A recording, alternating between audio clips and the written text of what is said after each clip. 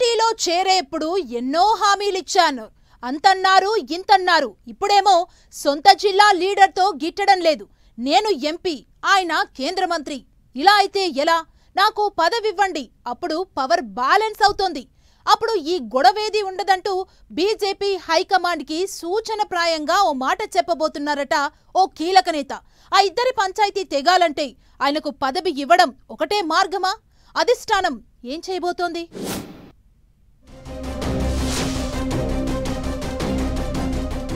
రచ్చకెక్కి రాద్ధాంతం చేస్తున్న ఈటల బండి కోల్డ్ వార్. ఈ ఇద్దరి ఎపిసోడ్పై బీజేపీ హైకమాండ్ ఫోకస్. రాజీ కుదిర్చే ప్రయత్నంలో పార్టీ పెద్దలున్నట్లు టాక్. తనకో పదవి ఇవ్వాలంటూ ఈటల రిక్వెస్ట్ పెట్టారా? పవర్ బ్యాలెన్స్ చేస్తే సమస్య సాల్వ్ అవుతుందా?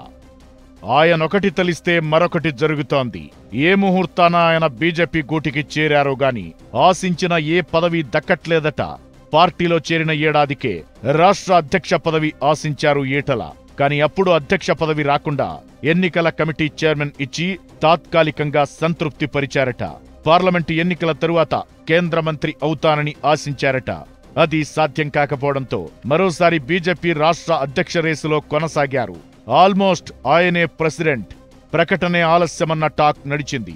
కాని లాస్ట్ మూమెంట్లో ఈటలకు నిరాశ తప్పలేదు. దీంతో తమ నేత అసంతృప్తితో ఉన్నట్లు ఈటల సన్నిహితులు చర్చించుకుంటున్నారు. దీనికి తోడు ఆయన సన్నిహితులు బండి సంజయ్తో కంపారిజన్ చేస్తున్నారట.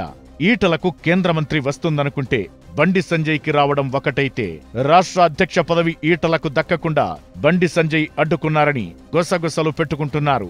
ఈటలపై బండి పైచేయి సాధిస్తున్నారనే టాక్ కూడా ఈటలకు మింగుడుపాఠం లేదట. అయితే హుజూరాబాద్, గజ్వేల్లో ఈటల ఓడిపోవడం, మల్కాజ్గిరిలో పోటీ చేసి గెలవడంతో ఆయన ఆ నియోజకవర్గంపైనే ఎక్కువగా ఫోకస్ పెట్టారు. సేమ్ టైం బండి సంజయ్ కరీంనగర్ ఎంపీగా ఉన్నారు.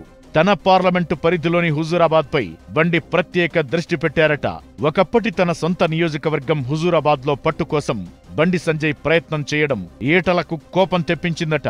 తనకే కాకుండా తన వర్గం నేతలకు కూడా పార్టీలో సరైన గౌరవం దక్కడం లేదని బర్స్ట్ అయిపోయారు ఈటల. అయితే పార్టీలో తనను అవమానాలకు గురి చేస్తున్న వారికి, పార్టీ అధిష్టానంకు తన స్థాయిని గుర్తు చేసేలా ఈటల మాట్లాడారన్న టాక్ వినిపిస్తోంది. బండి సంజయ్తో ఆయన పోటీ పడేలా పార్టీలో పవర్ బ్యాలెన్స్ చేయాలని అధిష్టానం ముందు ప్రతిపాదన పెట్టే యోచనలో ఉన్నారట. కేంద్ర మంత్రివర్గ విస్తరణ జరిగితే అమాత్య యోగం కానీ, లేకపోతే జాతీయ స్థాయిలో పార్టీ పదవినా కట్టబెట్టాలని అడుగుతున్నారట. జాతీయ పార్టీలో ప్రాధాన్యత ఇవ్వడం ద్వారా పవర్ బ్యాలెన్స్ చేయాలని కోరుతున్నట్లు గుసగుసలు వినిపిస్తున్నాయి.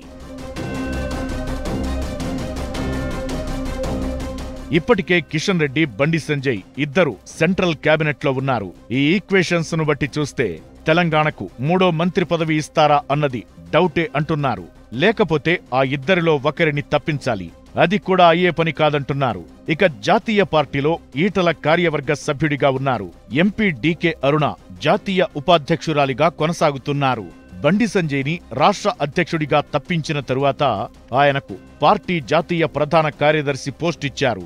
ఆ తరువాత కేంద్ర మంత్రి అయినా కూడా బండి పార్టీ పరంగా జాతీయ ప్రధాన కార్యదర్శి పోస్టులో కొనసాగుతున్నారు. అయితే ఒకవేళ ఈటల కోరుకున్నట్లు జాతీయ స్థాయిలో పార్టీ కీలక పదవి ఇవ్వాలనుకుంటే మాత్రం బండి సంజయ్ దగ్గరున్న బీజేపీ జాతీయ ప్రధాన కార్యదర్శి పదవిని ఈటల రాజేందర్ కు ఇవ్వొచ్చన్న టాక్ వినిపిస్తోంది. ఈటలకు నేషనల్ పార్టీలో మంచి బెర్తిచ్చి బండి, ఈటల మధ్య పవర్ బ్యాలెన్స్ చేసి సయోధ్య కుదిర్చే అవకాశముందని బీజేపీ ఆఫీస్లో గుసగుసలు వినిపిస్తున్నాయి. ఈ ఇద్దరి పంచాయతీని బీజేపీ అధిష్టానం ఎలా తెంచబోతోందో, ఈటల కోరుకున్నట్లు పవర్ బ్యాలెన్స్ చేస్తారో లేదో చూడాలి మరి.